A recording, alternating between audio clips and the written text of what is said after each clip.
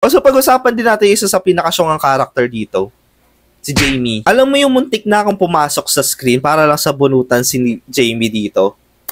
Ang syongan niya kasi, hindi nagtitino. Like, gusto ko talaga siya pagbigyan na baka ayaw niya lang talaga sundan yung nanay niya. Pero hanggang dulo, hindi talaga siya nagtino. Until the very end of the movie, after lahat naman nangyari sa kanya, naririnig niya na yung mga sumpas sa kanya, nakikita niya na yung mga humahabol sa kapatid niya. Tapos, nakita niya nang namatay yung nanay niya. Lahat, hindi pa rin siya nagtanda. Umalis pa rin siya ng madaling araw para pumunta sa isang haunted house dahil connected daw yun doon sa past ng sumpa. Hindi ko maintindihan.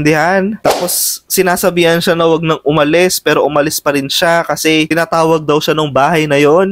Kaya ayun, namatay yung nanay niya tuloy. Tapos doon sa ending, alam niya na may mangyayari masama kapag binuksan yung pinto 3 beses. Tapos binuksan niya pa din. Diyos ko.